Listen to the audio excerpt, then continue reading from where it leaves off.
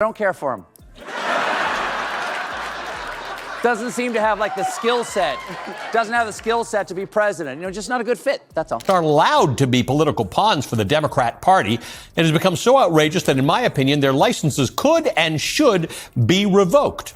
He signed 3 executive orders related to AI, one of which says the federal government should be hesitant to regulate AI models. That's more than concealer. That's fondant. Is his makeup artist the cake boss? What happens when Donald Trump tries to wiggle out of another scandal, only to be hilariously dismantled live on television by Stephen Colbert? Stick around because you're about to see how Trump turned a live bombshell into a full-blown meltdown. That they're killing off our show. But they made one mistake.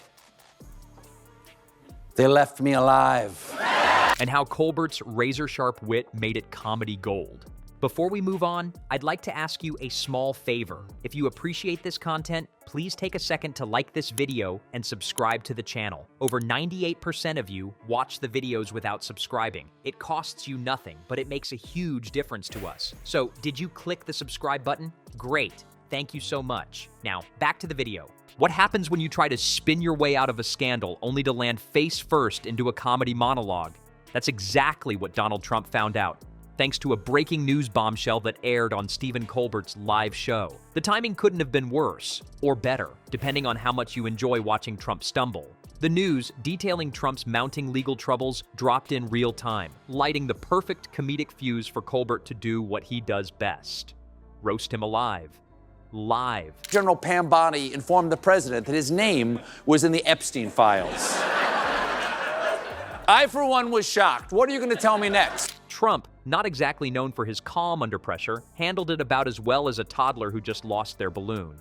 Let's paint the scene. Trump was at a golf fundraiser when the bombshell hit. Witnesses say he stormed off mid-event, leaving behind both his audience and whatever thin shred of composure he had left. Was it the golf score, the subpoenas, or maybe the realization that his legal portfolio now reads like the resume of a Bond villain? Either way, the exit had all the grace of spilling Diet Coke on a white sofa, complete with metaphorical kicking and screaming. That's more than concealer. That's fondant.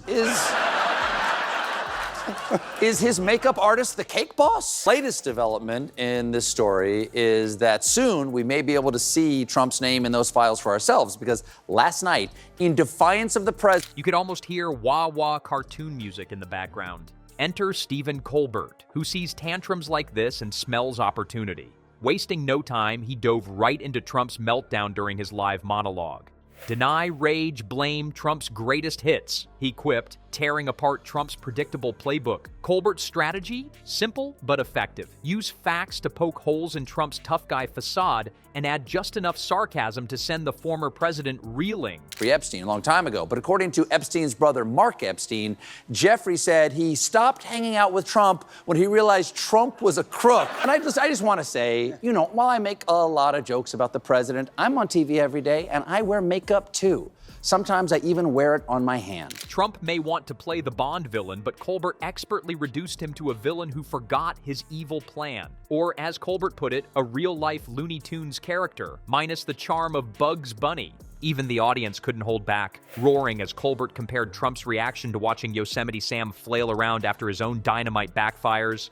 But Colbert didn't stop at humor. With every punchline, he laid bare just how fragile Trump's image of invincibility is. And this roast wasn't just a moment of comedic brilliance. It unearthed some painfully real gaps in Trump's strategy, too. I don't care for him. Doesn't seem to have, like, the skill set. Doesn't have the skill set to be president. You know, just not a good fit, that's all. To ripping the fabric of the universe. Sounds extreme, but Trump's actually done that once before.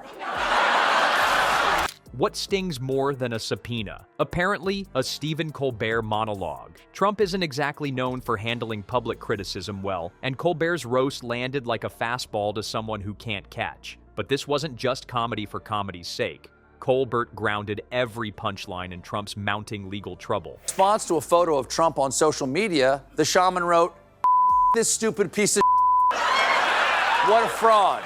Wow. Now, From classified documents to his infamous perfect phone calls, Colbert didn't have to stretch the truth to make Trump look ridiculous. Instead, he just connected the dots in a way that made Trump's strategy, or lack of one, look even worse. Trump, who famously hates being mocked, reportedly watches these clips obsessively as if willing the jokes to stop by sheer force of irritation. And Colbert knows this, which seems to make the punches land harder. His comedic style leans heavily on irony and sarcasm, effortlessly stripping away Trump's self-made image of a stable genius. Now, the White House says he's fine, that it's just a minor soft tissue irritation, which is good, but if he's going to put makeup on it... Are allowed to be political pawns for the Democrat Party. It has become so outrageous that, in my opinion, their licenses could and should be revoked. One of the sharpest moments came when Colbert compared Trump to a malfunctioning GPS, inaccurate, loud, and impossible to ignore. Another zinger, calling him a drama queen storming off stage because reality didn't match his script. These aren't just insults, they're accurate and painfully funny reflections of Trump's behavior.